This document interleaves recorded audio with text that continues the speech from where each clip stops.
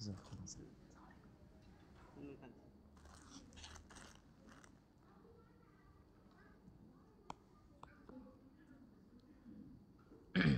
billahi minasyaitonir rajim. Bismillahirrahmanirrahim. Assalamualaikum warahmatullahi wabarakatuh. Alhamdulillahi rabbil alamin. Hamdan katsiran tayyiban mubarakan fihi kama yuhibbu rabbuna wa yardah. Allahumma rabbana lakal hamdu kama yanbaghi li jalali wajhikal karim wa 'azimi sultanik.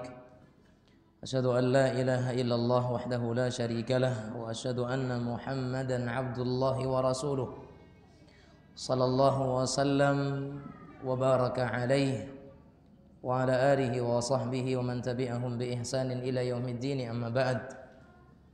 Qala Allah azza wa jalla ya ayyuhalladzina amanu taqullaha haqqa tuqatih wa la tamutunna illa wa antum muslimun. فإن أصدق الحديث كتاب الله وأحسن الهدي هدي محمد صلى الله عليه وسلم وشر الأمور محدثاتها فكل محدثة في الدين بدعة وكل بدعة ضلالة وكل ضلالة في النار والعياذ بالله. Setelah kita bersyukur kepada Allah Subhanahu wa taala, dan setelah kita mengucapkan salawat dan salam kepada Nabi yang kita cintai, Nabi kita Muhammad sallallahu alaihi wasallam, tidak sempurna rasanya syukur kita kepada Allah sampai kemudian kami menyampaikan rasa syukur kami kepada seluruh jamaah yang hadir, kepada seluruh panitia pengurus Masjid Abdurrahman ibn Auf radhiyallahu taala anhu wa ardhah. Naqul jazakumullahu khairan ala hadhihi da'wah. Kami ucapkan jazakumullahu khairan atas undangan yang diberikan. Sebenarnya ini bukan sebuah kemuliaan tapi beban bagi kami tentunya. Kalau tadi disampaikan oleh protokol sering melihat kami di media sosial, anggaplah itu mungkin sebagai apa yang mungkin menyelinap dan singgah di beranda Bapak Ibu sekalian di Facebook. Kalau ada yang baik semoga itu bisa membawa faidah dan manfaat bagi kita bersama. Yang buruknya jangan diambil, namun nasihati kami, ingatkan kalau sekiranya ada yang memang perlu untuk disampaikan. Tentunya ini menjadi sebuah hal yang pertama bagi kami, sama-sama duduk bersama di hadapan kita semuanya, berkunjung, sama-sama kita belajar menuntut ilmu agama. Tidak ada yang dilebihkan di antara kita di sini kecuali karena kadar ketakwaan kita kepada Allah Subhanahu wa taala. Ya, adapun duduknya kami di sini sebatas menunaikan kewajiban yang diberikan, dan semoga Allah Subhanahu wa taala mudahkan dan Allah bantu kami untuk menyampaikan apa yang telah menjadi hak bagi kami untuk menyampaikannya, sebagaimana Rasul kita Muhammad sallallahu alaihi wasallam katakan, ballighu anni walau ayah. Sampaikan dariku sekalipun itu hanya satu ayat, satu penggal hadis, satu poin agama yang telah kita dapatkan, kita dakwahkan, kita sampaikan.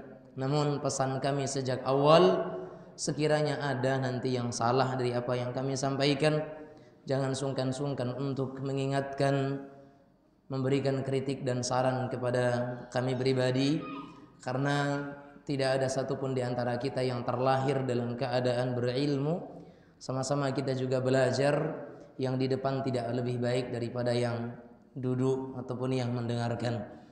Bapak Ibu sekalian yang dirahmati oleh Allah Azza wa Jalla, wajah-wajah yang saya lihat mungkin ada yang pernah ketemu tapi mungkin sempat tidak menyapa atau belum sempat berkenalan, atau mungkin ada yang saya kenal tapi sudah lama tidak bersua sehingga ingat-ingat lupa atau lupa-lupa ingat, banyak lupanya daripada ingatnya. Ala kulli hal, semoga pertemuan ini menjadi pertemuan yang Allah rahmati, dan Allah Subhanahu wa taala kumpulkan kita dalam perkumpulan yang Allah Subhanahu wa taala berikan keberkahan, ketenangan kepada kita semua. Dan tentunya semoga Allah Subhanahu wa taala sebagaimana kumpulkan kita di sini di masjid ini dalam keadaan yang mulia, Allah juga kumpulkan kita bersama dalam surga Allah Subhanahu wa taala dalam keadaan yang mulia pula. Allahumma amin. Bapak Ibu sekalian yang dirahmati oleh Allah Azza wa Jalla, ini mayoritas Ocu asli, Jawa asli atau gimana nih? Campur Pak? Mayoritasnya Jawi, mayoritasnya Jawa. Panjenengan Jawi Pak? Alhamdulillah, Jawi Ziko. Kalau di Kampar ada daerah namanya Jawi-Jawi, ya, Jawi-Jawi. Tapi Ocu asli. Bapak Ibu sekalian yang dirahmati oleh Allah Azza wa Jalla. Nah, jadi kalau nanti diselingi bahasa Jawa boleh ya? Boleh. Yang Ocu kan nggak iri kan? Nggak marah juga ya? Bapak Ibu sekalian yang dirahmati oleh Allah Azza wa Jalla, tema yang kita ingin bahas dan kita ingin sampaikan pada kesempatan malam yang mulia ini adalah sebuah tema yang semoga ini menjadi sebuah motivasi bagi kita bersama. Dan juga semoga Allah Subhanahu wa taala takdirkan kita di antara orang-orang yang termasuk di dalamnya, dan juga semoga Allah Subhanahu wa taala mudahkan kita bersama untuk bisa mendapatkan kemuliaan ini, karena ini menjadi sebuah keinginan dan hal yang didambakan oleh setiap manusia yang tentunya mereka beriman kepada Allah, mengharapkan kebaikan darinya, yaitu bagaimana seorang hamba bisa masuk ke dalam surga tanpa hisab. Kaum muslimin muslimat sekalian yang dirahmati oleh Allah Azza wa Jalla, di antara hal yang membuat gelisah hati setiap manusia adalah perasaan khawatir menghadapi hari hisab, hari di mana kita dihadapkan kepada Allah Azza wa Jalla, yang mana ketika itu semua kita dihadapkan di hadapan Allah, dibetangkan amalan atau catatan amal kita dengan sejelas-jelasnya, tampak oleh kita semua apa yang pernah kita kerjakan, dan Allah Subhanahu wa taala sibakkan, Allah Subhanahu wa taala bukakan di depan khalayak ramai, di semua makhluk-makhluk atau di hadapan seluruh makhluknya. Tentu hal yang demikian ini membuat kita bersama merasa khawatir, akan merasa malu karena tidak ada satupun di antara kita kecuali pernah melakukan hal yang memalukan, yang mungkin saat ini telah Allah Subhanahu wa taala tutup. Allah Subhanahu wa taala telah jadikan hal itu tidak diketahui oleh manusia. Tapi Allah Subhanahu wa taala Maha tahu. Kita malu kepada Allah, dan ketika itu tentunya kita juga malu kepada seluruh manusia yang mereka juga melihat catatan amal kita, akan perbuatan kita. Sebab manusia pasti akan merasa ketika itu semua apa yang dia kerjakan selama hidupnya itu berada di hadapannya, terbentang dengan gamblang dan jelas, sebagaimana Allah tabaraka wa taala katakan, wa wajadu ma 'amilu hadira, dan mereka dapati apa yang mereka amalkan semuanya hadir, semuanya ada dan tampak jelas di dalam catatan amalan mereka tersebut. Dan rasa kekhawatiran ini tidak hanya dirasakan oleh manusia biasa. Rasa khawatir kita dihadapkan di hadapan Allah, di hadapan catatan perbuatan kita, yang ada baik ada buruknya, yang kita harap semoga yang keburukan telah Allah ampuni, yang baiknya Allah terima. Ini hadapan kita semuanya. Tetapi kita khawatir manakala seorang hamba menghadapi catatan amalannya dipenuhi dengan keburukan-keburukan, catatan dosa dan kemaksiatan. Dan ternyata kekhawatiran ini, kita katakan tadi, bukan hanya dirasakan manusia biasa. Seorang nabi pun mereka khawatir. Nabi kita Muhammad sallallahu alaihi wasallam, beliau khawatir bagaimana kalau sekiranya beliau akan mendapatkan rasa malu di hadapan Allah Subhanahu wa taala dengan apa yang akan dibentangkan di hadapan beliau. Akan tetapi jamaah sekalian rahimanillah wa iyyakum, kekhawatiran Rasul sallallahu alaihi wasallam tampak dengan apa yang pernah beliau sematkan dalam doa beliau. Allahumma hasibni hisaban yasira. Allahumma hasibni hisaban yasira. Lihat, Nabi Muhammad SAW berdoa, ya Allah, hisablah aku dengan hisab yang mudah. Siapa yang berdoa di sini? Siapa yang berdoa di sini? Rasulullah sallallahu alaihi wasallam lah. Orang yang dijamin masuk surga, yang dijamin dosa-dosanya telah diampuni oleh Allah Azza wa Jalla. Beliau masih sempat berdoa meminta agar hisabnya dipermudah oleh Allah Azza wa Jalla. Lah kita Pak, kita yang mungkin barangkali sedikit pun celah untuk mengatakan saya dapat jaminan surga, ada nggak? Celah sedikit aja, nggak ada. Rasul Shallallahu Alaihi Wasallam mendapatkan jelas dari Allah Azza wa Jalla akan telah diampuninya dosa-dosa beliau, apa yang telah berlalu dan apa yang akan datang ketika itu disampaikan oleh Allah Azza wa Jalla. Dan telah beliau dijadikan oleh Allah Azza wa Jalla sebagai pembuka pintu surga. Tetapi beliau meminta kepada Allah agar Allah mudahkan hisab beliau sallallahu alaihi wa ala alihi wasallam. Berkaitan dengan dosa jemaah sekalian.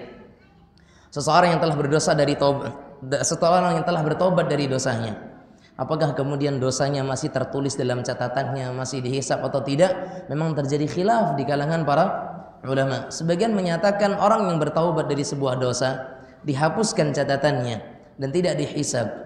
Sebagian ulama yang lain menyatakan catatannya tetap masih ada, namun tidak akan diadab karenanya, tidak dihisab karenanya. Sebagian lain mengatakan tetap ditulis, tetap ditimbang dan dihisab. Ala kulli hal jemaah sekalian rahimanillah wa iyyakum.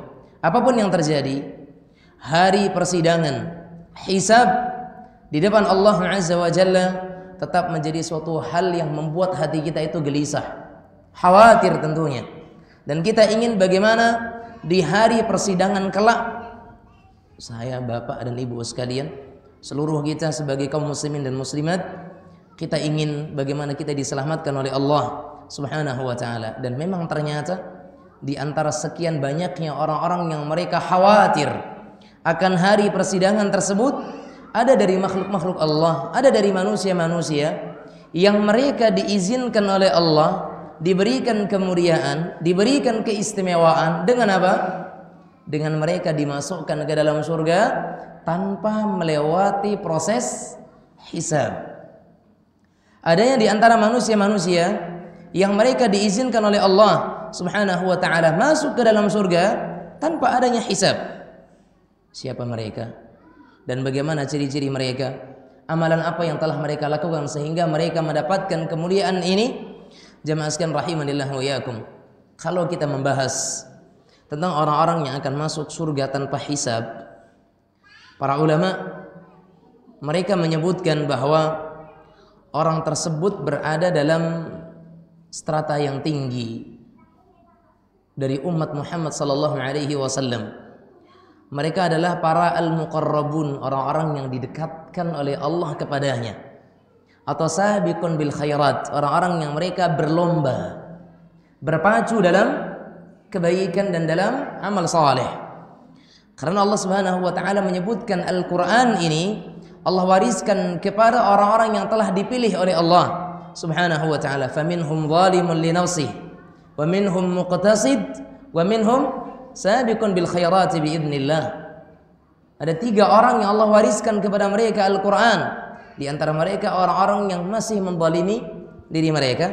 Di antara mereka ada orang-orang yang berada dalam pertengahan. Di antara mereka ada orang-orang yang sabiqun bil khairat, berlomba lebih dahulu dari yang lain dalam perkara kebaikan, tentunya dengan izin Allah Subhanahu wa taala. Dzalika huwal fadlul kabir.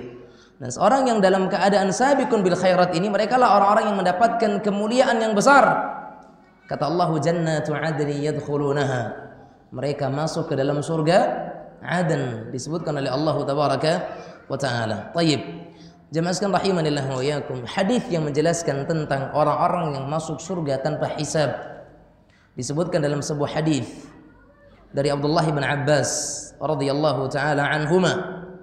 Beliau meriwayatkan hadis Nabi Muhammad sallallahu alaihi wasallam ketika suatu ketika Nabi Muhammad sallallahu alaihi wasallam menemui Abdullah bin Abbas radhiyallahu anhuma, yang tidak lain adalah sepupu beliau sendiri sallallahu alaihi wasallam, dan juga beberapa sahabat yang lainnya. Kemudian Nabi kita Muhammad sallallahu alaihi wasallam bersabda, "Uridat 'alayyal umam, faja'ala yamurru an-nabiyyu ma'ahu ar-rajul, wan-nabiyyu ma'ahu ar-rajulan, wan-nabiyyu ma'ahu rahd, wan-nabiyyu laysa ma'ahu ahad." Kata Rasul sallallahu alaihi wasallam, ditampakkan kepadaku umat-umat sebelumku. Dan aku lihat adanya seorang nabi yang bersamanya 1 orang pengikut. Ada nabi yang diikuti 2 orang. Ada nabi yang diikuti oleh beberapa orang saja. Bahkan ada nabi orang yang tidak diikuti seorang pun pengikut. Ya, seorang pengikut. Di antaranya apa? Seseorang utusan yang disebutkan dalam surat Yasin. Allah katakan apa? Id arsalna ilaihim itsnaini fakadzabuhuma fa'azzazna bitsalitsin faqalu. Enggak hafal Yasin, Pak?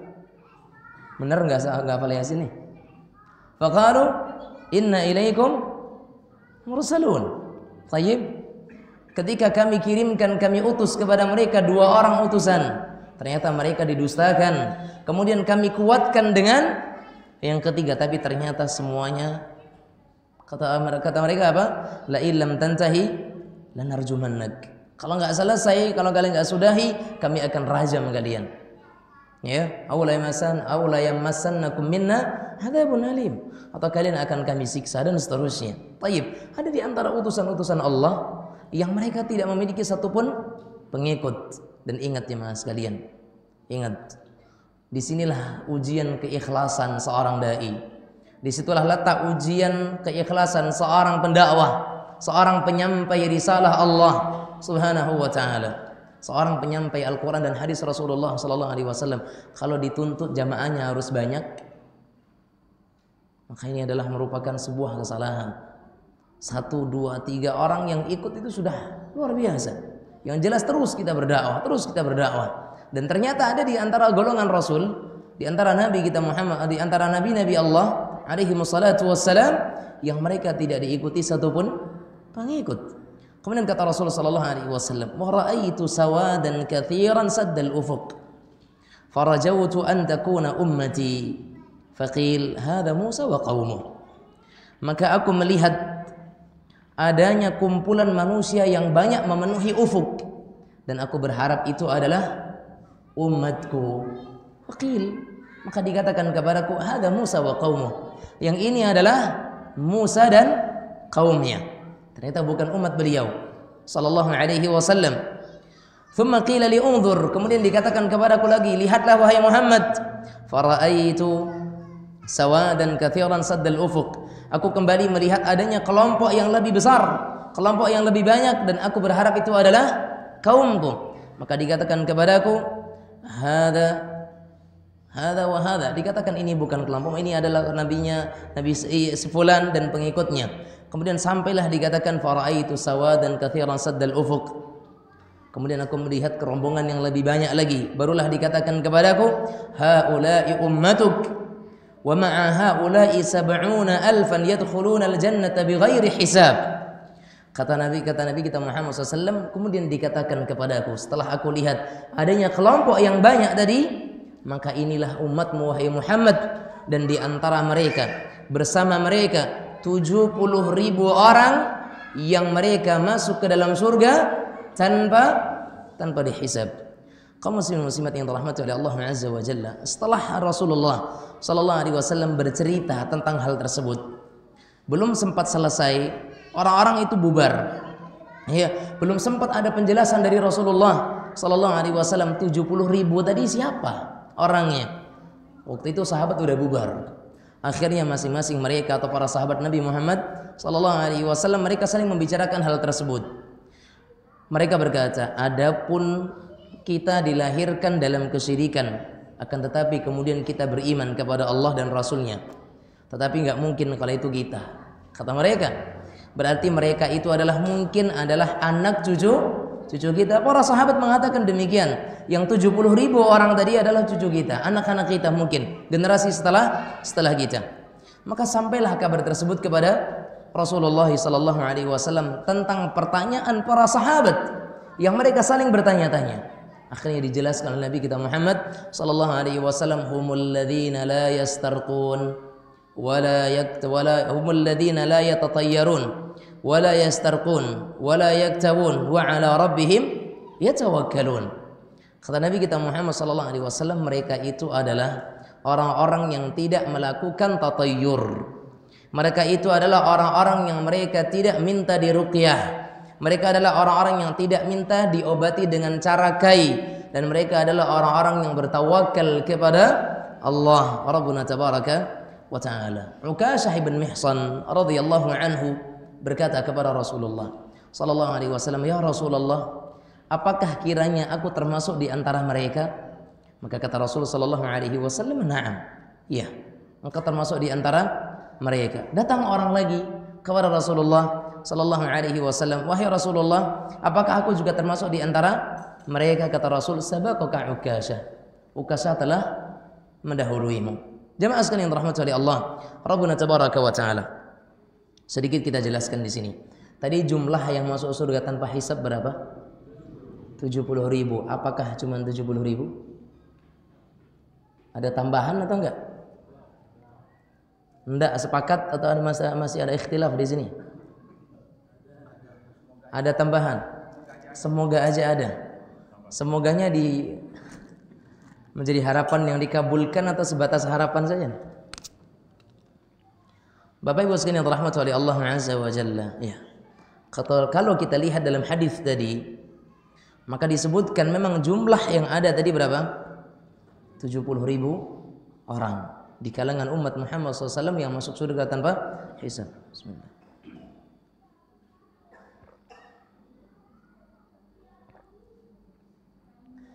Mengenai hadis ini ada dua tafsiran para ulama. Mengenai hadis ini ada dua tafsiran para ulama.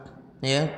Pertama, maksud daripada 70.000 ini adalah pernyataan jumlah yang banyak, bukan pembatasan. Ini tafsiran pertama. Ya, penyebutan 70.000 di sini adalah penyebutan akan banyaknya jumlah, bukan pembatasan jumlah 70.000 saja. Berarti jumlah yang banyak bertambah. Ini tafsiran yang pertama. Karena apa? Kata Nabi kita Muhammad SAW apa? Inni atubu ilallahi fil yawmi 70 marrah. Aku bertobat kepada Allah dalam satu hari 70 kali. Penyebutan 70 kali istighfarnya Nabi berlebih atau enggak? Berlebih, karena dalam riwayat yang lain ada 100. Berarti penyebutan 70 adalah untuk menunjukkan bilangan yang banyak. Karena dalam hadis yang lain dikatakan berapa? 100 kali. Juga dikatakan al-imanu bid'un wa sab'una syu'bah. Ya, bahwasanya iman itu ada 70 cabang. 70 lebih atau cuma telak 70? Lebih juga. Nabi katakan apa? Wa taftariqu hadhihi al-ummah ala 73 firqah. Umat ini akan terpecah menjadi 73 kelompok. Apakah cuma 73 ataukah ada lebihnya? Di Indonesia berapa kelompok sesat? Baik. Penyebutan jumlah terkadang bukan untuk pembatasan, tapi untuk menunjukkan apa? Jumlah yang banyak. Ini tafsiran pertama. Harapannya yang pertama, yang kedua yang rajih. Kalau yang pertama bukan pembatasan, menjelaskan jumlah yang banyak. Baik. Jemaah sekalian yang rahmati Allah Azza wa Jalla. Dan pendapat yang kedua menyatakan bahwa 70.000 di sini adalah jumlah hakikat. Memang 70.000 dan ini adalah pendapat yang kuat. Ini pendapat yang kuat dari pendapat para ulama bahwa 70.000 yang disebutkan dalam hadis tadi adalah jumlah hakikat. Memang 70.000. Kemudian Ibnu Hajar rahimahullahu taala beliau juga menyatakan hal yang seperti ini. Namun kalau kita renungkan 70.000 ini jumlah yang banyak atau sedikit? Dibandingkan umat manusia yang ada, jumlah 70.000 nih sedikit sekali, ya kan? Masyarakat Kampar aja berapa jiwa? Sekarang 70.000 dari umat Nabi Muhammad sallallahu alaihi wasallam, dari sejak beliau diutus menjadi seorang rasul, ya kan? Sampai besok hari kiamat cuma ada 70.000. Kalau kita hitung-hitung, maka ini adalah jumlah yang sangat sedikit jika dibandingkan dengan semua jumlah umat muslim, ya. Dan kalau sekiranya kita hitung lagi umat muslim yang meninggal dengan yang masih hidup, semakin sedikit lagi perbandingannya. Tayyib jemaah sekalian rahmati Allah Azza wa Jalla. Oleh karenanya dalam sebuah hadis datang riwayat dari Nabi kita Muhammad sallallahu alaihi wasallam, Rasulullah sallallahu alaihi wasallam meminta tambahan kepada Allah. Dalam hadis tadi disebutkan berapa?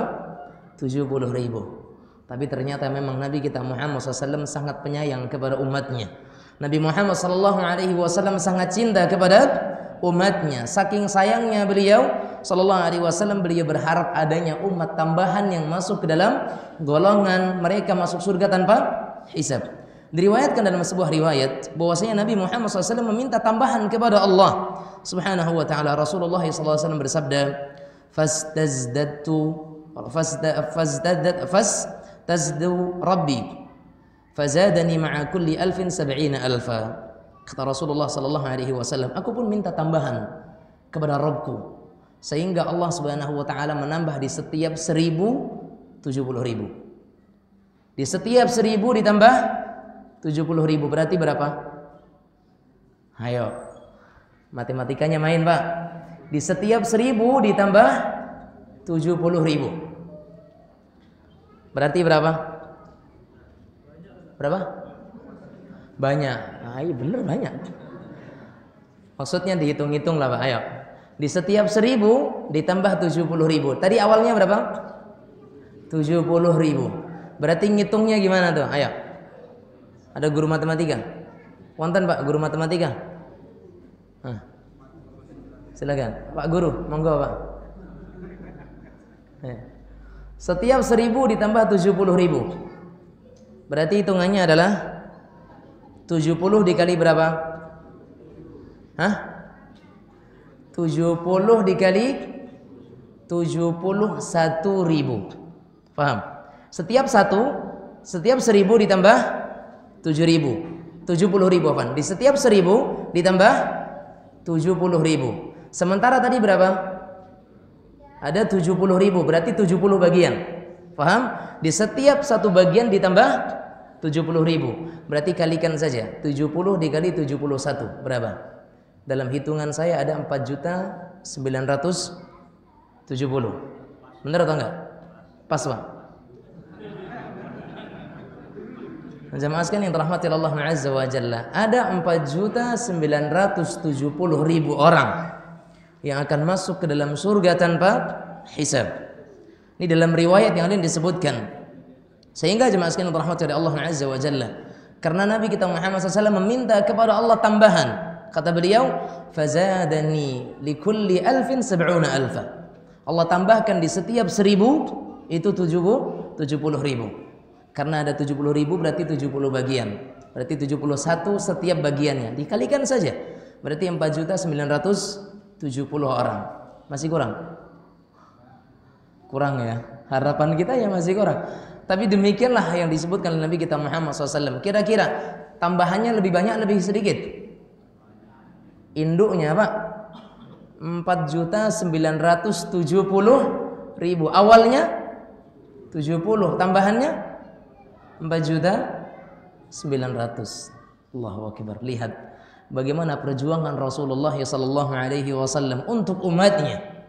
Terus sekarang kita terkadang enggan, malas untuk mengerjakan sunnah-sunnah beliau Sallallahu Alaihi Wasallam. Sementara perjuangan beliau untuk umatnya, lihat, dari 70.000 menjadi 4.970.000. Subhanallah, jumlah yang sangat besar. Berapa kali lipat itu? Maka jemaah sekalian rahimanillah wa iyyakum, pada riwayat yang lain disebutkan oleh Nabi kita Muhammad sallallahu alaihi wasallam, beliau mengatakan apa? Wa thalathu hathiyatin min hathiyati rabbi.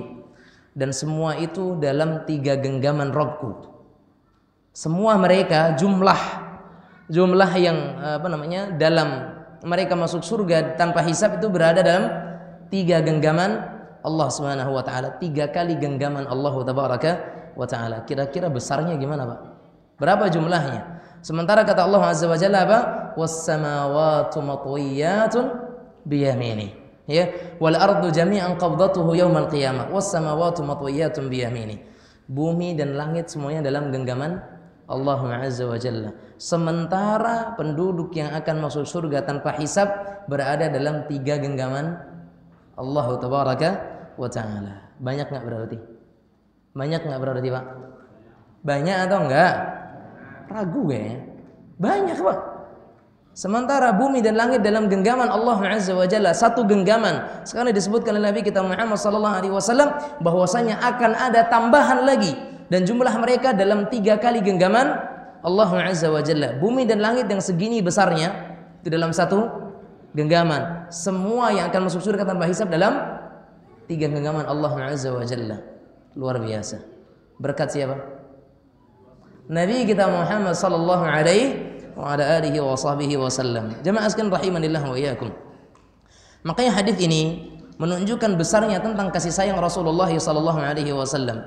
Sehingga sekecil apapun syariat yang beliau syariatkan hendaknya kita amalkan, jangan ragu-ragu. Karena saking sayangnya beliau kepada kita umatnya. Terus kita terkadang malas-malasan untuk bergerak mengerjakan sunnah Rasul sallallahu alaihi wasallam. Di mana letak kecintaan kita kepada beliau sallallahu alaihi wasallam? Makanya Nabi katakan apa? La tahqiranna minal ma'rufi syai'.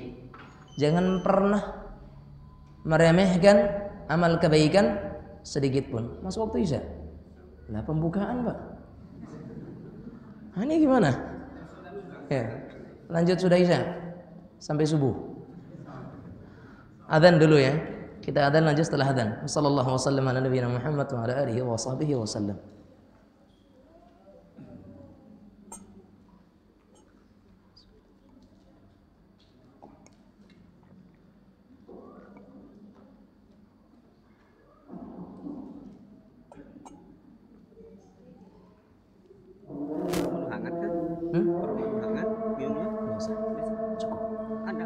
Boleh, cukup. Udah.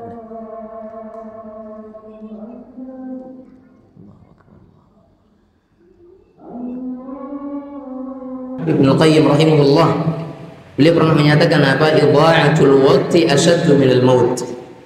Menyia-nyiakan waktu itu lebih berbahaya daripada kematian. Kenapa? Idha'atul waqt taqta'uka 'anillahi wad daril akhirah. Seseorang ketika dia itu menyia-nyiakan waktunya, maka itu akan memutus antara dia dengan Allah dan antara dia dengan kehidupan akhiratnya. Adapun kematian hanya akan memisahkan antara dia dengan dunia.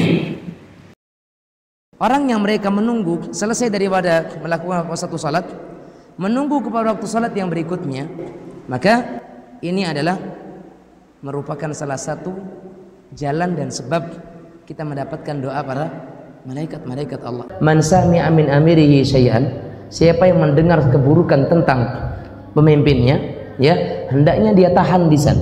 Doakan pemimpin. Atau man kariha min amirihi syai'an falyasbir. Siapa yang membenci dari seorang pemimpin itu sesuatu hal, bersabar. Itu perintah Rasul SAW, bukan fatahaddath, bukan ceritakanlah. Bukan kemudian angkatlah pembicaraan tentangnya. Lah wallah enggak.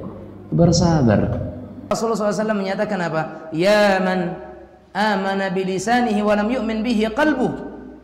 Wahai manusia yang hanya beriman dengan lisannya dan tidak beriman dengan hatinya.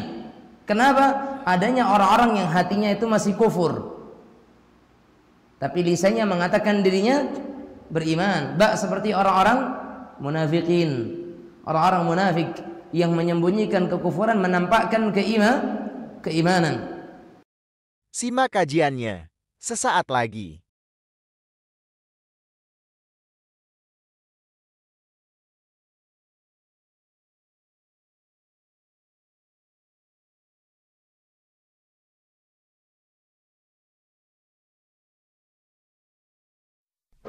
La yadkhulul jannah man la ya'manu jaruhu bawa'iqah. Ini yang pertama tentu kita membaca bismillah sebelum makan. Kenapa? La tasbiquni birruku'i wala bisujudi wala bilinsiraf. Surga Allah Subhanahu wa taala adalah sesuatu yang Allah ciptakan untuk orang-orang yang mereka itu berbuah kebaikan selama mereka di dunia ini. Simak kajiannya sesaat lagi hanya di La yadkhulul jannah man la ya'manu jaruhu bawa'iqah. Ini yang pertama tentu kita membaca bismillah sebelum makan. Kenapa? La tasbiquni birruku'i wala bisujudi wala bilinsiraf. Surga Allah Subhanahu wa taala adalah sesuatu yang Allah ciptakan untuk orang-orang yang mereka itu berbuah kebaikan selama mereka di dunia ini. Simak kajiannya sesaat lagi hanya di Ibnu Qayyim rahimahullah, beliau pernah menyatakan apa? Idha'atul waqti ashaddu minal maut. Menyia-nyiakan waktu itu lebih berbahaya daripada kematian. Kenapa? Idha'atul waqt taqta'uka 'anillahi wad daril akhirah. Seseorang ketika dia itu menyia-nyiakan waktunya, maka itu akan memutus antara dia dengan Allah dan antara dia dengan kehidupan akhiratnya. Adapun kematian hanya akan memisahkan antara dia dengan dunia. Orang yang mereka menunggu selesai daripada melakukan satu salat, menunggu kepada waktu salat yang berikutnya, maka ini adalah merupakan salah satu jalan dan sebab kita mendapatkan doa para malaikat-malaikat Allah. Man sami'a min amirihi syai'an, siapa yang mendengar keburukan tentang pemimpinnya, ya, hendaknya dia tahan di sana. Doakan pemimpin.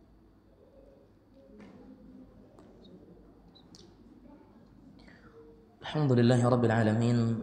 Wa sallallahu wa sallam wa baraka ala nabiyyina Muhammad wa ala alihi wa sahbihi ajma'in, amma ba'd. Bapak Ibu sekalian yang dirahmati oleh Allah Subhanahu wa taala, tadi kita sebutkan bahwasanya ternyata Rasul kita Muhammad sallallahu alaihi wasallam terus saja minta kepada Allah agar Allah menambahkan dari jumlah yang awalnya 70.000 saja dari umat beliau yang akan masuk ke dalam surga tanpa hisab. Akhirnya Allah tambahkan, bahkan masih akan ada tambahan sampai disebutkan dalam 3 genggaman tangan Allah Azza wa Jalla.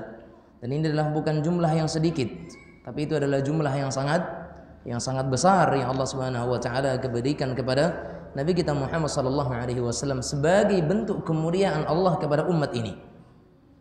Dan Bapak Ibu sekalian rahimanillah wa iyyakum, Nabi kita Muhammad sallallahu alaihi wasallam menyebutkan tentang sifat-sifat mereka.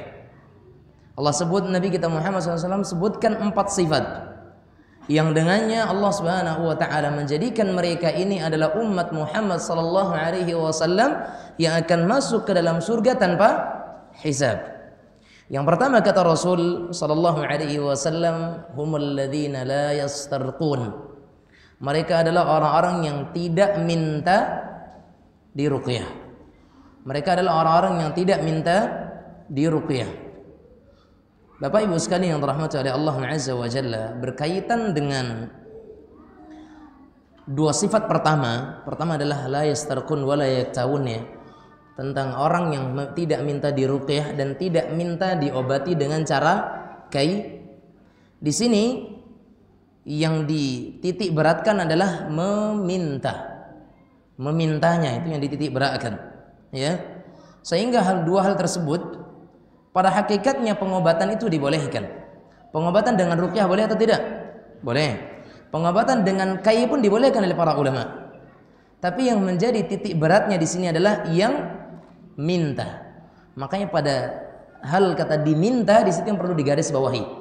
Minta diruqyah, minta diobat dengan cara kai.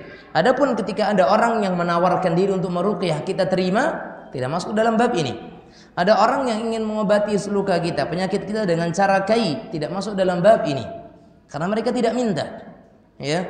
Oleh karenanya jemaah sekalian yang dirahmati oleh Allah Azza wa Jalla, adapun orang yang mereka meminta, maka dikhawatirkan akan meninggalkan sifat tawakal seorang hamba kepada Allah yang memberikan kesembuhan, ya. Tetapi kalau dibolehkan, maka hukumnya boleh untuk meruqyah orang lain, atau dia mengobati dirinya dengan cara diruqyah oleh orang lain, boleh selama tidak meminta. Karena ketika seseorang meruqyah orang lain, masuk dalam hadis Nabi kita Muhammad sallallahu alaihi wasallam, ketika Nabi Muhammad SAW pernah ditanya oleh seseorang, maka apakah boleh aku itu diruqyah? Atau bolehkah aku meruqyah orang? Kata Rasulullah SAW apa? Man istata'a minkum an yanfa'a akhahu falyaf'al. Siapa yang bisa untuk memberikan manfaat kepada saudaranya, maka lakukan, kata Rasul. Termasuk di antara memberikan manfaat kepada orang lain adalah apa? Meruqyah.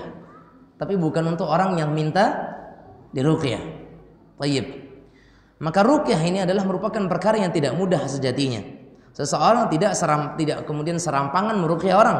Bermodel dia hafal surat ini, surat itu, ayat-ayat ruqyah, doa-doa ruqyah, kemudian dengan serta-merta dia meruqyah orang, maka bukan seperti itu ruqyah. Karena hakikatnya tukang ruqyah atau orang yang menjadi peruqyah, dia harus paham tentang tauhid terlebih dahulu. Dia paham bagaimana berkomunikasi dengan jin yang benar, dan tidak semua apa yang dikatakan oleh jin bisa dipercayai. Bahkan tidak sedikit orang yang kesurupan itu malah meruqyah orang yang meruqyah. Paham, Pak? Orang yang kesurupan diruqyah, yang dibacakan Al-Baqarah, salah baca kena tampar. Kamu salah tuh ayatnya. Pernah kejadian, Pak, seperti itu. Pernah kejadian.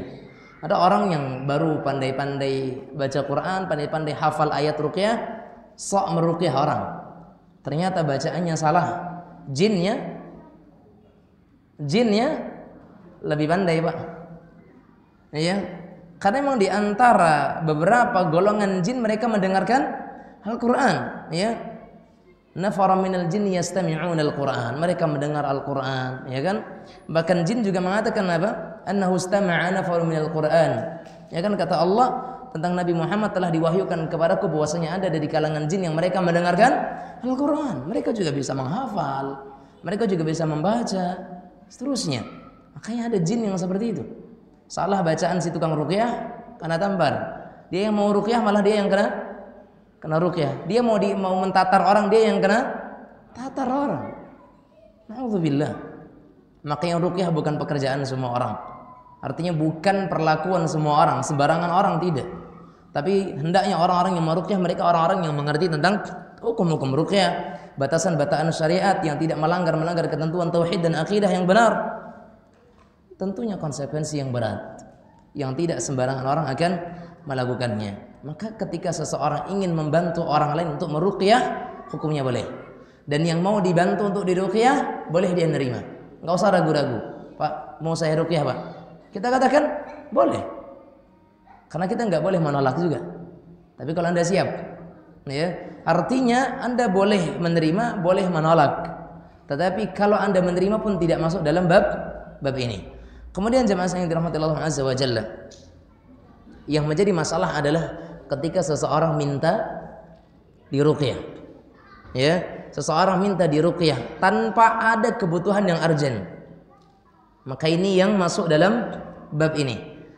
Mereka melakukan hal yang menyampingkan mereka dari golongan masuk surga tanpa hisab. Berarti mereka sudah menjauhkan dari golongan ini gara-gara minta ruqyah. Walaupun Syekh bin Baz rahimahullah, beliau menyatakan kalau dalam kondisi darurat dan tidak ada pengobatan kecuali dengan satu-satunya cara ruqyah, dan tidak ada orang yang menawarkan dirinya untuk meruqyah, dan kemudian kecuali hanya bisa dengan cara dia minta untuk diruqyah, maka boleh, dan dia tidak keluar dari bab ini, ya, dia tetap masih punya peluang untuk masuk dalam orang yang masuk surga tanpa hisab karena keadaan darurat. Tapi bukan bermudah-mudahan dikit-dikit karena demam, tolong ruqyah saya, tolong anak saya diruqyah, tolong keluarga kita diruqyah. Ini bermudah-mudahan, ya. Makanya betapa banyak orang yang menanyakan kepada kami, minta untuk diruqyah, saya katakan ruqyah sendiri saja.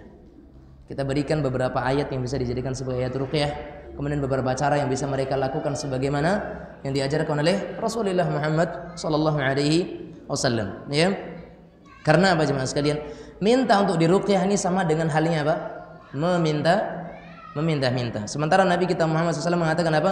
Inni alla tas'alan nasa syai'a. Ketika Rasulullah SAW pernah ditanya tentang seseorang, ya, beliau pernah bersabda kepada seseorang ketika beliau membaiatnya, alla tas'alan nasa syai'a.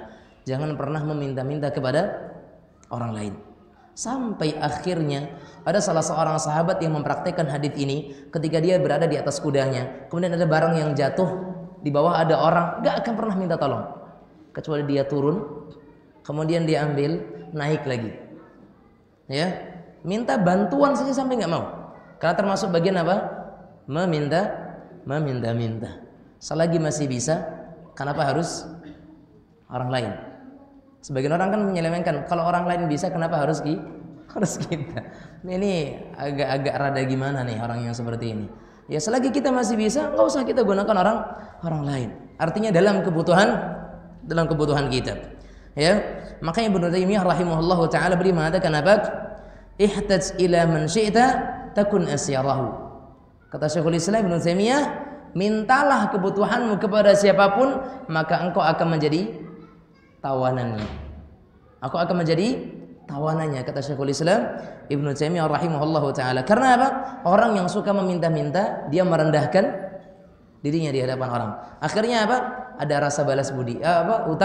Hutang budi. Akhirnya apapun yang dia minta, kita akan merasa segan, merasa nggak mungkin, nggak enak, pernah ditolong dan sebagainya. Akhirnya apa? Selalu saja mereka minta tolong. Akhirnya kita jadi tawanannya. Tidak bisa mengelak kecuali harus menuruti apa? Keinginannya. Ini sifat yang pertama, ya. Tetapi jamaah sekalian rahimanillah wa iyyakum, seseorang yang dalam keadaan darurat kemudian minta diruqyah, maka hukumnya boleh. Hukumnya boleh. Hanya saja terlepas dari keutamaan ini. Qamat nih. Harus qamat atau boleh lanjut? Boleh lanjut, Pak.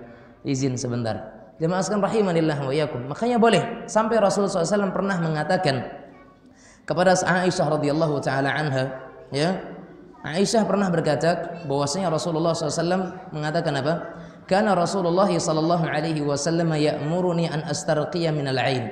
Rasulullah SAW pernah memerintahkanku agar aku minta diruqyah dari ain dalam keadaan.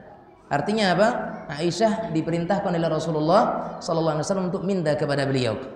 Juga pernah Nabi kita Muhammad SAW bertemu dengan seseorang dan beliau mendengar anaknya menangis.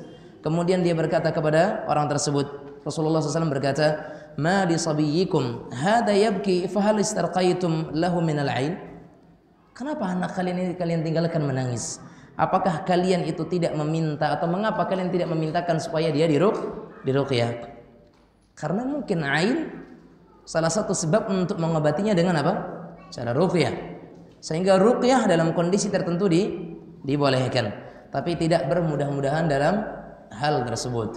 Pembahasan yang sama dengan masalah kai. Wala yaktawun, tidak minta diobati dengan cara kai, besi yang dipanaskan. Sampai dikatakan bahwasanya apa? Akhir dawail kai. Obat yang terakhir adalah dengan apa? Kai. Saking manjurnya pengobatan dengan cara kai ini menjadikan dia adalah apa? Obat terakhir. Kalau udah dengan cara kai, maka akan sembuh. Kalau udah dengan cara kai, maka penyakitnya akan sembuh, ya. Tapi kalau seseorang mengobati dengan cara kai dirinya sendiri, mengobati dirinya, maka hukumnya boleh. Atau dia mengobati orang lain tanpa diminta dengan cara kai, hukumnya boleh. Yang tidak boleh adalah dengan apa? Dengan meminta untuk diobati dengan cara pengobatan tersebut. Sama pembahasannya dengan apa? Dengan ruqyah tadi, ya. Tetapi jemaah sekalian rahimanillah wa iyyakum, mengobati diri sendiri dan orang lain dengan cara kai sekalipun boleh dalam kondisi, tetapi hukumnya pada asalnya adalah makruh. Hukumnya adalah makruh dan ini sebaiknya dijauhi. Dan memang sejak zaman dahulu pengobatan dengan cara kai ini adalah menjadi pengobatan yang sangat manjur, ya. Artinya adalah pengobatan atau untuk penyakit yang memang kalau dengan kai maka akan sembuh pengobatannya, maka memang itu bisa dibuktikan oleh mereka. Baik. Kita masuk kepada yang ketiga. Yang kedua apa? Orang yang tidak minta dikai, diobati dengan cara kai. Yang ketiga adalah wala yatatayyarun. Orang-orang yang mereka tidak bertatayyur. Orang-orang yang mereka tidak bertatayyur. Jamaah sekalian dirahmati oleh Allah, Rabbuna tabaraka wa taala, definisi tatayyur pernah dikatakan oleh Abdullah ibn Mas'ud radhiyallahu taala anhu. Beliau pernah menyatakan apa? At-tiyaratu syirk. Ya, dalam hadis Abdullah bin Mas'ud radhiyallahu taala Nabi katakan at-tiyaratu syirkun. Tiarah adalah syirik. Makanya Ibnu Qayyim rahimahullahu taala beliau mendefinisikan tiarah dengan apa? At-tatayyur huwa at-tasyaum min asy-syai'il mar'i, min asy-syai'il mura'i aw al-masmu'. Kata beliau rahimahullah bahwasanya tatayyur itu adalah merasa sial karena sesuatu yang dilihat ataupun yang didengar.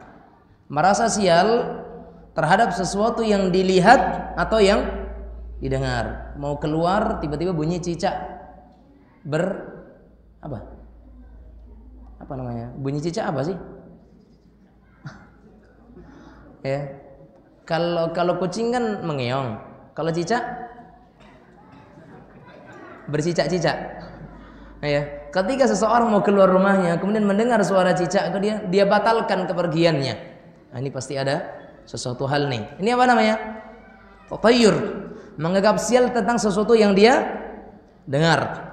Pas mau keluar tiba-tiba burung gagak di atas rumah kita berputar-putar di atas, tanda sial. Akhirnya batal bepergian. Ini namanya tatayur. Makanya Ibnu Qayyim menyatakan apa? Tatayur adalah at-tasya'um, menganggap sial dengan sesuatu yang kita lihat atau sesuatu yang kita dengar. Dan tatayur hukumnya apa? Syirik. Sekalipun dia syirik kecil, tetapi tetap syirik. Walaupun syirik kecil tetap syirik. Syirik kecil dosanya tetap lebih besar daripada dosa-dosa besar yang lain. Karena dosa besar pertama adalah syirik, mau syirik kecil ataupun syirik besar. Sekalipun dia syirik kecil, dosanya lebih besar daripada dosa-dosa besar yang lain. Makanya jemaah sekalian, rahimanillah wa iyyakum, tatayur ini hendaknya kita buang, apalagi yang masih berdarah dengan darah-darah. Jawa biasanya masih banyak. Ya. Ciblek tahu, Pak? Tahu ya? Apa ciblek itu? Burung ya, burung ciblek. Kalau perenjak sama? Sama ya. Perenjak ciblek sama aja kan. Nah, terkadang sebagian orang ada anggapan-anggapan tertentu ya, dengar suara ini, dengar suara itu. Ini dari mana? Ya, padahal tidak ada kaitannya sama sekali, ya. Telinga kita berdenging sebelah kanan. Sebelah kanan sini, sebelah kiri. Ya, sebelah kiri. Nah, ini pasti ada yang menggunjing. Ya kan? Apa salah saya? Ya, apa salah saya? Berarti Anda kalau dalam setahun nggak pernah sakit, berarti aman Anda dari gunjingan orang. Mungkin, Pak. Kesalahan kita banyak, pasti akan ada orang yang menggunjing kita. Tapi kenapa tidak sesering itu kemudian telinga kita berdenging? Nah, ini adalah anggapan-anggapan yang tidak benar. Tidak ada satupun kejadian yang terjadi kemudian ada kaitannya dengan sesuatu hal yang dianggap sebagai sesuatu yang sial. Sampai tempat angker kalau nggak ngelakson, ngelakson, awas tiba Pak, harus ngelakson di situ katanya. Macam-macam. Ini semuanya bagian daripada tatayur, menganggap sial nggak boleh. Nikah di bulan Surah, angsal betul? Angsal nggak ya? Angsal. Nah, boleh lah. Nikah di bulan Surah boleh, nikah di bulan Safar, di bulan Ramadan boleh lah. Nikahnya boleh. Nah, resepsinya jangan siang Pak, malam. Nah, nikahnya boleh, ya.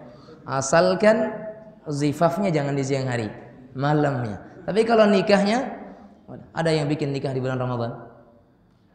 Jarang, hampir nggak ada Pak. Bapak Ibu sekalian yang dirahmati Allah Azza wa Jalla. Nah, jadi nggak ada pun yang sial. Ya, mau bulan ini, mau bulan itu, mau apapun itu tidak ada yang sial.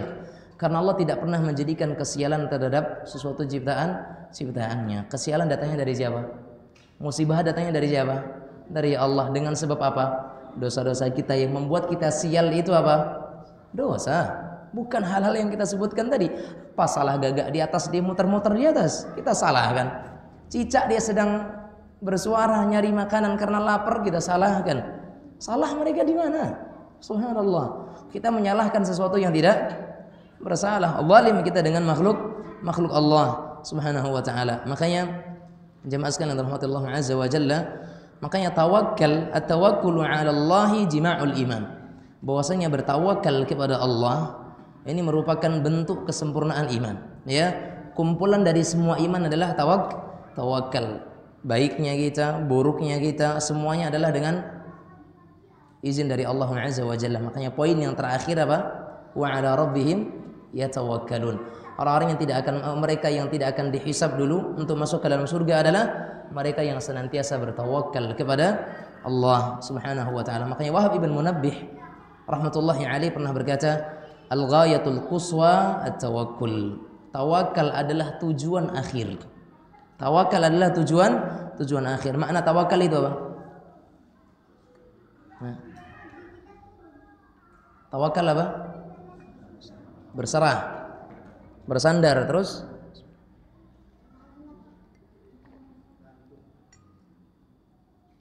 apa tawakal?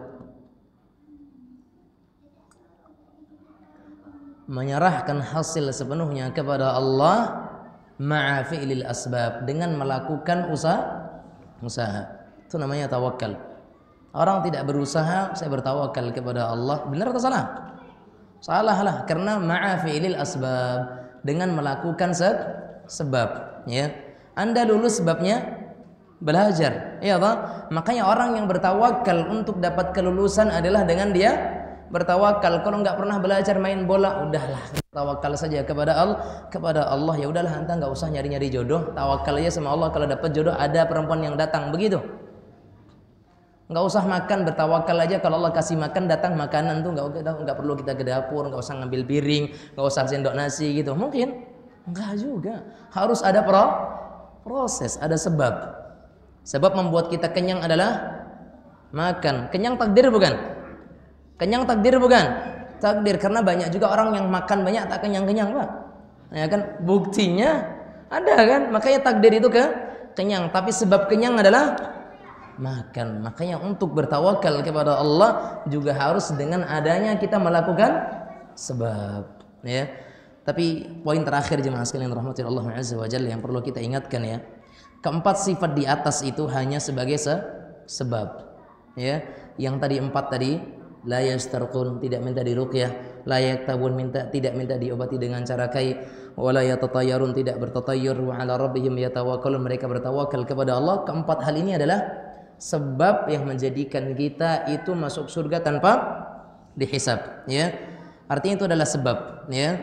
Maka menjadi sebuah pertanyaan bagi kita, ya. Apakah mungkin seseorang yang mengumpulkan 4 sebab tadi, maka pasti dia akan masuk golongan orang yang masuk surga tanpa hisab? Jawabannya adalah Allahu a'lam. Semuanya kembali kepada Allah azza wa jalla. Karena boleh jadi orang yang melakukannya bukan karena Allah, yang melakukannya bukan sesuai dengan tuntunan Rasulullah sallallahu alaihi wasallam, dan semua hukum dikembalikan kepada Allah. Wal amru laisa ilaik, ya.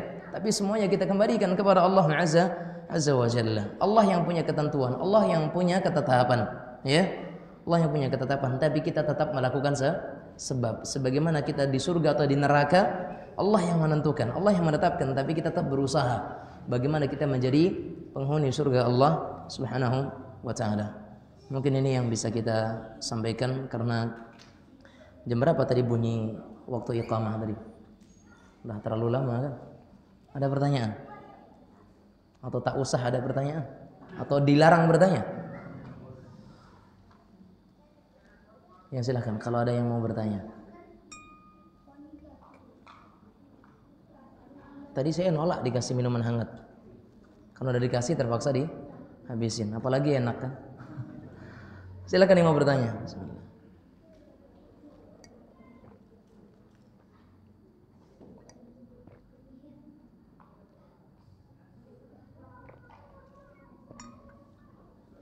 Fadhal.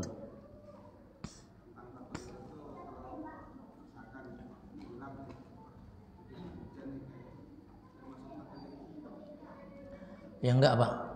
Hari udah gelap. Wah, kayaknya mau hujan nih. Nah, itu jelas-jelas. Itu udah jelas memang tanda-tanda turun hujan itu gelap, ya kan gitu. Tapi yang tatayur itu adalah misalkan nih ketika lewat helikopter bawa air, oh mau hujan. Enggak juga. Atau misalkan Anda lihat sesuatu kejadian, ini tanda mau turun hujan, enggak ada. Tanda-tanda yang sifatnya ilmiah maka kita boleh katakan demikian, ya. Tanda-tanda ilmiah mau hujan apa? Awan mendung, ini tanda ilmiah. Ketika awan gelap, kayaknya mau hujan nih. Ya benar, nyata. Kalau hari gelap, wah panas. Ini orang kurang sehat nih. Ya kan, jelas-jelas gelap, kita katakan hari mau panas nih kayaknya. Ini orang kurang sehat. Tapi kalau ketika awan gelap, mendung, orang katakan hari mau hujan. Ini naluri dan memang itu fitrahnya dia gitu. Alurnya mau hujan dengan gelap. Makanya Nabi Muhammad SAW ketika melihat mendung, beliau awalnya takut dulu. Khawatir kalau hujan yang akan turun adalah azab. Tapi di sisi lain beliau pernah ketika melihat awan itu, cara tanda-tanda mau turun hujan ada, maka Ibnu Abbas juga memerintahkan sebagian keluarganya untuk mengeluarkan pelana-pelana, ya. Bahkan beliau terkadang menyibakkan, membuka sebagian pundaknya agar terkena siap-siap terkena dengan air hujan. Karena memang mendung adalah tanda-tanda hujan. Kan seperti itu. Allahu alam. Jadi itu bukan tatayur. Karena memang itu sudah menjadi kondisi alamnya seperti itu yang Allah tetapkan bagi alam ini. Wallahu alam. Nah. Ada yang lain? Silakan.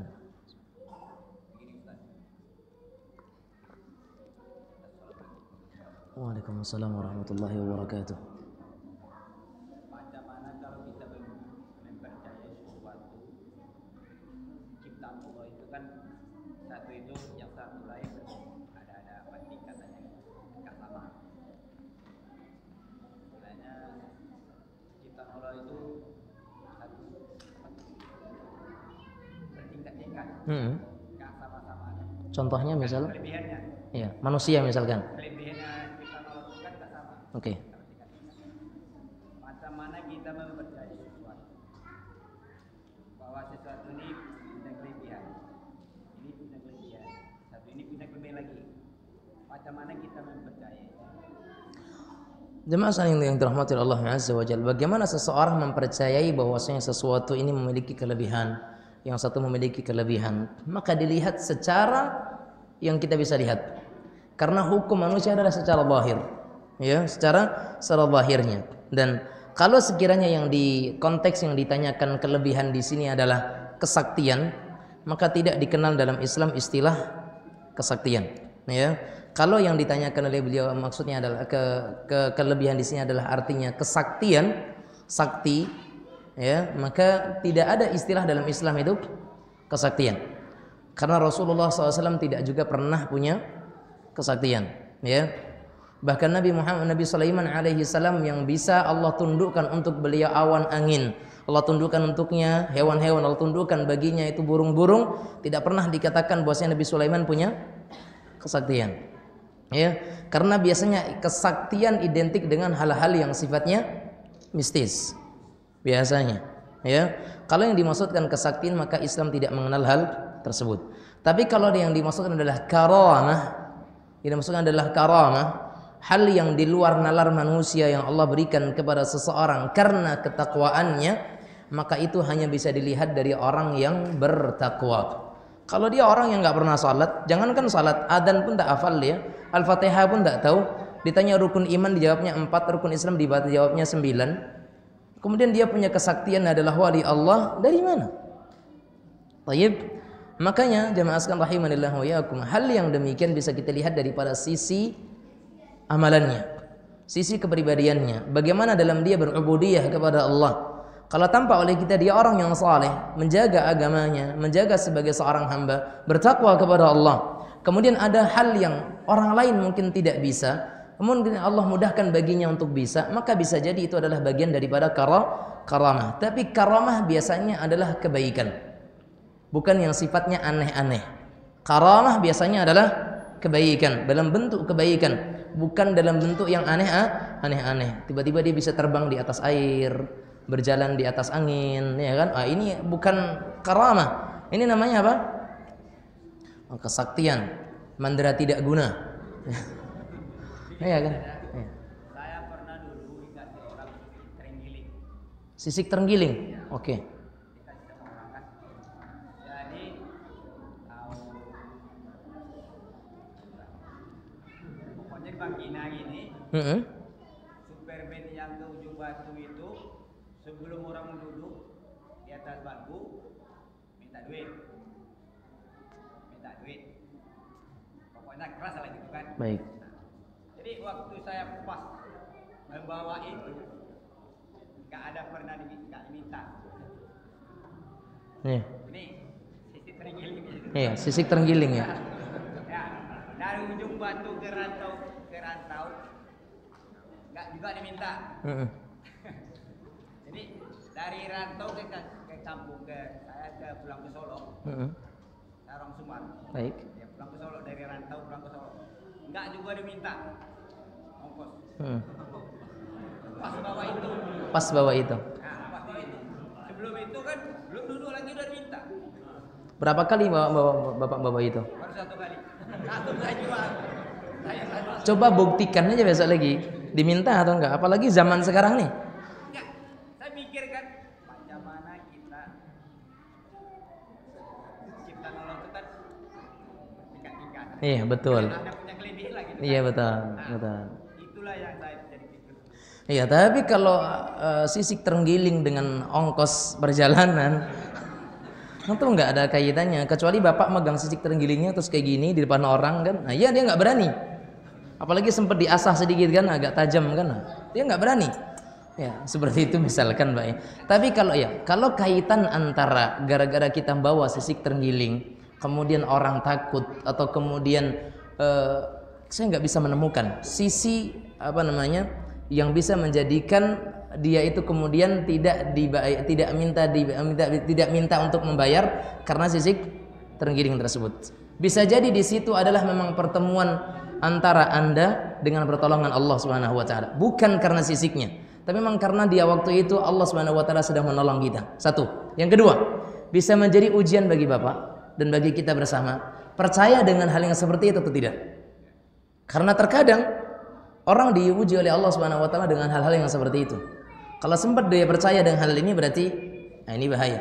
Makanya ujian. Makanya saya tanyakan tadi, coba aja Bapak sesekali bawa lagi besok, diminta atau enggak? Sebagai pembuktian. Kalau enggak diminta lagi, katakan ini kebetulan lagi. Tapi bukan karena sisiknya, ya, karena tidak pernah jemaah sekalian, tidak mungkin gara-gara itu, ya. Kemudian kita tidak diminta bayaran dan sebagainya. Jadi ketika itu Bapak apa perasaannya? Karena ini gitu? Enggak juga. Enggak ya? Saya jual langsung. Oh, jual langsung. Udah dijual? Iya, saya jual. Ya. Waktu itu kan pikir, kok nggak ada yang minta nih? Ya. Nggak ada minta. Dari jumpa tuh ke rantau, saya minta juga. Jadi yang belinya sampai sekarang ingat Pak? Nggak tahu juga. Nggak tahu. Kalau ingat kan bisa ditanya. Pernah bawa jalan-jalan nggak? Pernah bawa jalan-jalan? Pernah diminta ongkos atau enggak kan gitu? Jadi yang jadi pertanyaan saya tuh, yang jadi pikiran, macam mana kita menyikapi kelebihan itu. Itu jadi pikiran saya. Ya, sekiranya ada kelebihan kepada seseorang yang sifatnya masih wajar, maka tidak ada perlu yang kita sikapi dengan istimewa, tidak ada yang perlu kita sikapi dengan hal yang berlebihan, ya. Itu semuanya pertolongan dari Allah Azza wa Jalla, ya. Ingat sedikit saya tambahkan ya, ada istilah-istilah dalam hal-hal dalam syariat ini yang itu adalah perkara luar biasa yang Allah berikan kepada sebagian hambanya. Ada namanya irkhasah. Irkhasah ini adalah hal kejadian luar biasa yang Allah berikan kepada seseorang sebelum diangkat menjadi Rasul. Contohnya, ketika Nabi Muhammad SAW dibawa pamannya ke Syam berdagang, ketika melewati suatu daerah, ya kan? Dan ada kejadian luar biasa di situ, ya kan? Pepohonan, batuan yang kemudian menghormati beliau sallallahu alaihi wasallam. Ini irkhasah. Ketika masa kecil beliau, kambing-kambing Halimatus Sa'diyah yang sebelumnya tidak pernah ada yang mengeluarkan air susu, tapi ketika Muhammad SAW di situ, semuanya mengeluarkan air susu. Ini irkhasah namanya. Diberikan kepada seorang hamba yang akan diangkat menjadi seorang rasul, tapi sebelum diangkat. Itu yang pertama. Yang kedua, mukjizah. Ini hal luar biasa yang Allah bekalkan kepada seorang rasul setelah mereka diangkat menjadi seorang utusan. Banyak mukjizat bagi para nabi-nabi dan utusan Allah alaihi wassalatu wassalam. Yang ketiga adalah karamah. Karamah adalah hal luar biasa yang Allah berikan kepada seorang hamba karena ketakwaannya. Dan mereka bukan dari golongan nabi dan rasul, tapi kepada orang-orang yang bertakwa. Dan dengan ketakwaan yang memang teruji, bukan ketakwaan pengakuan diri sendiri. Ya. Karena Allah katakan fala tuzakku anfusakum, jangan kita mentazkiyah diri sendiri. Baik. Jadi takwa itu adalah karena Allah yang melihat dia orang yang bertakwa. Sebagaimana karamahnya Abu Bakar, karamahnya Umar radhiyallahu taala anhu, karamahnya para sahabat yang lainnya dan beberapa orang yang Allah sebutkan mereka punya karamah dari wali-wali Allah, dari orang-orang yang mereka bertakwa kepada Allah dan beriman serta memiliki rasa takut kepada Allah. Yang keempat, ma'unah, ini yang terakhir. Nah, ini yang terjadi kepada kita rata-rata. Ma'unah, pertolongan. Ya, pertolongan. Seperti misalkan kita nih kalau sempat tidak diplesetkan oleh Allah ke samping sedikit, maka terjadilah tabrakan antara kita dengan mobil. Tapi ketika itu tiba-tiba ada kayu membuat kita tergelincir ke samping, akhirnya kita selamat. Nih, ini apa namanya? Kejadian luar biasa, ma'unah yang Allah berikan kepada kita. Ada hal-hal yang lain yang terkadang kita temukan dalam kehidupan kita, termasuk diantaranya Bapak alami tadi. Bapak kemana-mana tidak diminta ongkos, ya. Itu ma'unah, pertolongan dari Allah Subhanahu wa taala, yang Allah tahu hambanya yang berhak untuk diberikan ma'unah dalam hal tersebut. Tapi tidaklah ma'unah seperti karamah. Ma'unah tidak seperti mukjizah. Ma'unah tidak seperti hal yang disebutkan di awal. Itu bisa berlaku kepada siapapun itu. Mau yang bertakwa ataupun yang tidak bertakwa. Bahkan kepada orang-orang yang kafir pun ada kalanya Allah selamatkan mereka dari bahaya. Sehingga kalau kita lihat ada orang yang banyak kelebihan seperti itu, ya husnudzan kita, dia orang yang dekat kepada Allah Subhanahu wa taala, dia orang yang bertakwa kepada Allah, tapi kita tidak agung-agungkan dia, kita tidak lebih-lebihkan dia, cukup kita nilai dia, kita pandang dia sebagai orang yang bertakwa, ya kita segani dia karena dia adalah orang yang dekat dengan Allah Subhanahu wa taala, tanpa kita ghulu dan berlebih-lebihan terhadap orang tersebut. Wallahu a'lam bishawab. Ini pulang jam berapa kita, Ustaz? Nginep nih. Assalamualaikum Ustaz. Kalau kita pernah tatayyur dulu sebelum hijrah, sedangkan itu masuk syirik kecil, apakah harus syahadat lagi? Waduh. Jemaah sekalian, tatayyur bukanlah mukhrijun minal millah. Dia tidak mengeluarkan seseorang dari agama, ya. Jangankan untuk syirik kecil tatayyur. Syirik besar kalau orang sudah bertaubat kepada Allah, maka tidak ada pengulangan syahadat. Karena syahadat itu hanya berlaku bagi orang yang mereka dari non muslim, dari agama yang lain ingin kepada Islam. Pelaku kesyirikan kalau mereka bertaubat kepada Allah Subhanahu wa taala, maka tidak perlu mengulang syahadat. Ingat ya, setiap kali ada pengajian kemudian dianjurkan untuk mengulang syahadat, maka ini pengajian-pengajian yang perlu dihindari lah. Ya. Banyak yang XX di sini nak. Jadi jamaah sekalian rahimanillah wa iyyakum ya. Semua pengajian-pengajian yang sifatnya seperti itu, enggak ada. Dalam agama kita tidak ada pengulangan syahadat.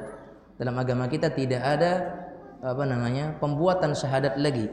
Apapun itu namanya, mau syahadat, mau baiat dan apapun itu, maka tidak ada. Karena mertua kami pernah dulu mengaji seperti itu, rumah ke rumah. Tiba-tiba pengajiannya cuman Al-Quran terjemah, tidak menerima hadis. Kemudian ujung-ujungnya diajak untuk berbaiat. Berbaiat kepada siapa? Ada pimpinan kita dan sebagainya. Kita katakan jangan ikuti. Itu bukan pengajian namanya. Itu mengajak seseorang kepada kelompoknya, kepada organisasinya, kepada firqahnya, dan Islam tidak pernah mengajarkan hal yang demikian. Pengulangan syahadat tidak ada dalam agama kita. Sehingga bagi yang bertanya, cukup Anda bertaubat kepada Allah, minta ampun kepada Allah Azza wa Jalla atas kesyirikan yang pernah dilakukan. Itu adalah syirik kecil sehingga tidak perlu untuk bersyahadat kembali. Wallahu taala a'lam bissawab. Nah, apalagi dilakukan sebelum hijrah, sebelum kita tahu, ya. Sehingga Allah katakan Rabbana la tu'akhidna in nasina aw akhtana. Apa yang kita lakukan sebelum kita ketahui atau karena kita lupa tidak dianggap sebagai sebuah dosa, tapi tetap kita bertaubat karena sekarang kita tahu akan hal tersebut. Wallahu a'lam bishawab. Cukup Bapak ya. Alhamdulillah. Nampaknya udah mulai ngantuk sayanya. Enggak, mudah-mudahan bermanfaat bagi kita bersama dan semoga Allah Subhanahu wa taala kumpulkan kita bersama di dalam surga Allah Subhanahu wa taala sebagaimana Allah kumpulkan kita di masjid ini, dan semoga Allah Subhanahu wa taala menerima amal-amal kita, mengampuni dosa-dosa kita, yang baik datangnya dari Allah Azza wa Jalla, yang salah karena kelemahan dan kurangnya ilmu pribadi semoga Allah mengampuni, dan kepada jamaah sekalian kami minta maaf yang sebesar-besarnya. Wassallallahu wasallam ala nabiyina Muhammad wa ala alihi wa sahbihi wasallam. Walhamdulillahirabbil alamin wabillahi taufik. Wassalamualaikum warahmatullahi wabarakatuh.